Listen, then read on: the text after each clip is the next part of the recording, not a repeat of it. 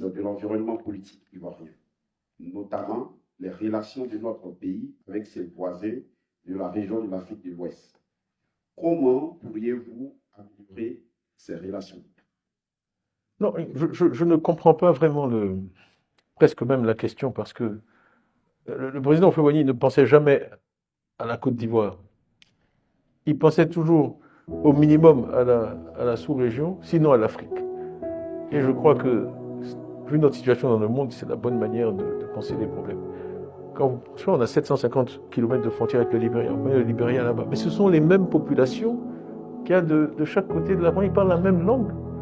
Vous allez vers la Guinée, là-bas, c'est la même chose. Au Mali, là-bas, c'est la même chose. Au Burkina, c'est la même chose. Au Ghana, c'est la même chose. Au Saint-Louis, il y a plein de gens qui sont... William, je ne te regarde pas, mais il y a plein de gens qui sont ghanéens là-bas.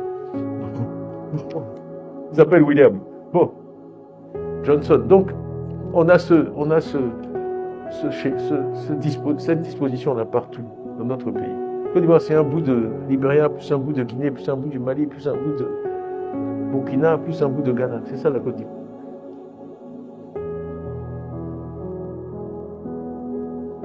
Même ceux qui sont baoulés, on nous traite de Ghanéens parfois. Ça fait plus longtemps qu'on est là. Donc, tout le monde est venu de quelque part. Et ce sont les mêmes populations qui sont de l'autre côté.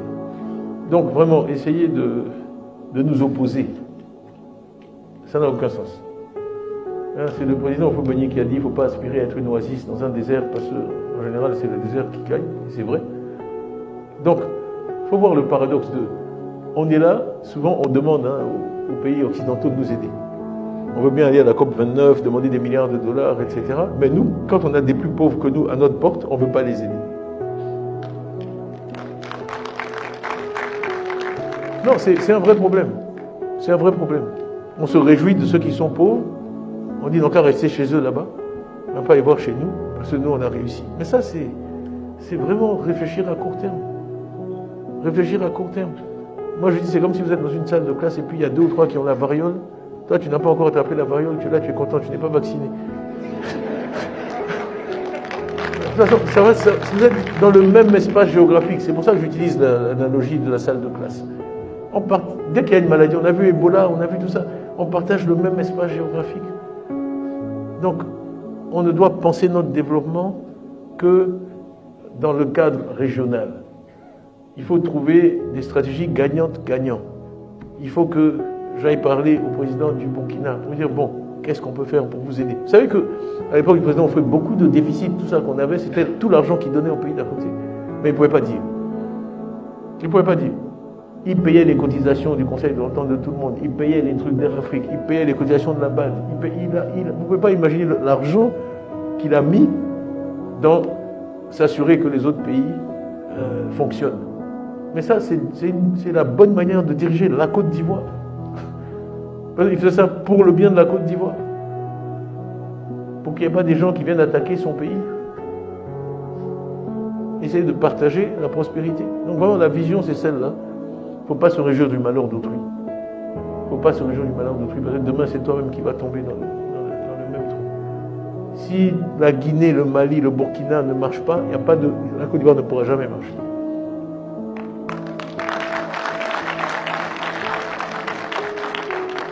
Donc c'est pour ça qu'il s'inquiétait aussi quand il y avait des coups d'État, qu'il intervenait, etc. On a intérêt à ce que la région soit en paix, qu'on puisse avoir des niveaux de développement intéressants. Quand je faisais beaucoup de promotion des investissements dans les années 90 et là on était allé en Suisse, paradoxal, mais c'était une réunion chez Crédit Suisse et j'avais des slides, plein de trucs, je montrais la Côte d'Ivoire ceci, la Côte d'Ivoire cela, etc. Il y avait un vieux gars là, il ne m'écoutait pas. C'était là. Tous les déjeuners. Moi je vais toujours vers les gens qui... Il y a une réunion comme ça au PDCI le jour. Ça m'intéresse toujours de savoir pourquoi les gens sont sceptiques, pourquoi ils ne me croient pas. Je lui dis, monsieur, qu'est-ce qu'il y a? Il me dit, mais vous, c'est la Côte d'Ivoire, non? Je dis oui. Il me dit, mais vous avez une frontière avec le Libéria? Je dis oui. Il me dit, vous savez, ça fait 150 ans qu'on a comme politique de jamais investir dans un pays qui a une frontière avec un pays en guerre. Donc, monsieur Thiam, merci beaucoup pour votre présentation.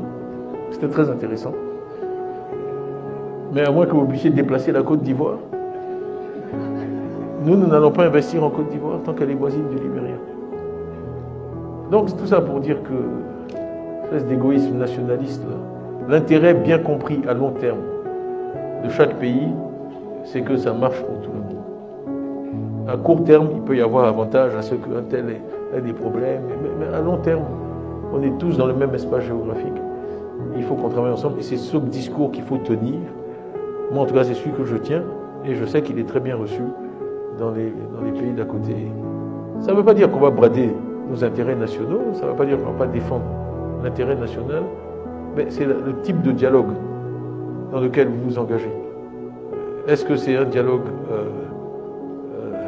à somme nulle, win-lose, moi je vais gagner, toi tu vas perdre, ou est-ce qu'on essaie de créer quelque chose qui marche pour les deux pays? Parce que toute la population du Burkina ne peut pas émigrer en Côte d'Ivoire, ni toute la population du Mali. Il faut trouver, étant donné que nous on a quand même plus de chances et plus d'opportunités souvent qu'eux, qu'est-ce qu'on peut faire ensemble qui fait que ça marche chez eux et puis ça marche chez nous à long terme? C'est la seule solution.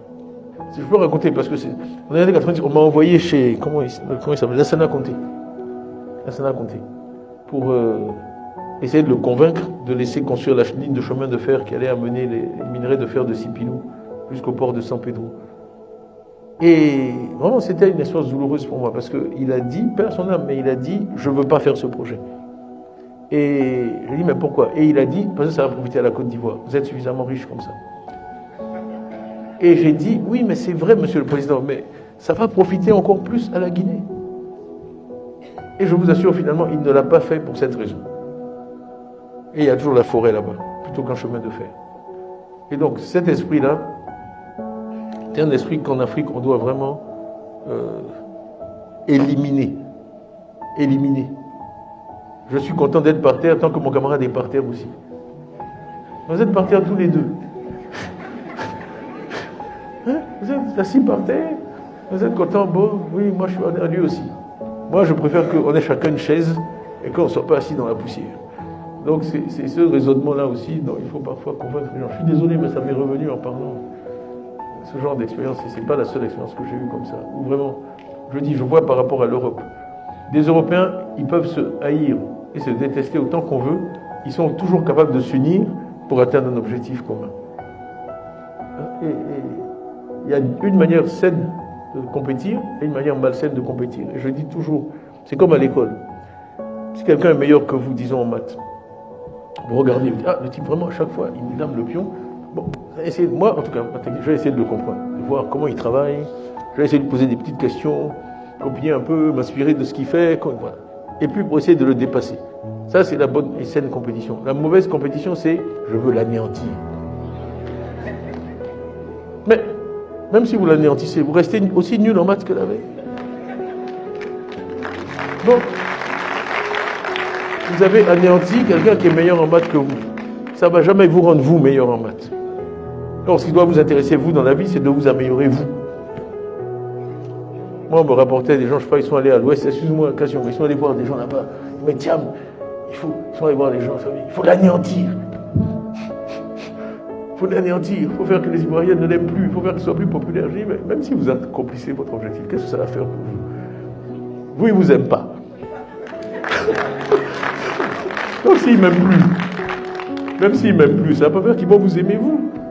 L'amour, ça ne fonctionne pas comme ça. Bon, il faut bien rigoler de temps en temps. Mais en tout cas, anéantir autrui, ça, c'est pas une bonne manière de se comporter dans la vie. Il faut essayer de devenir meilleur et de dépasser autrui, pas de l'anéantir.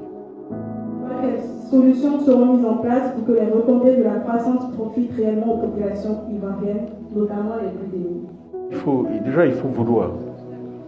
Il faut vouloir que la richesse soit bien répartie.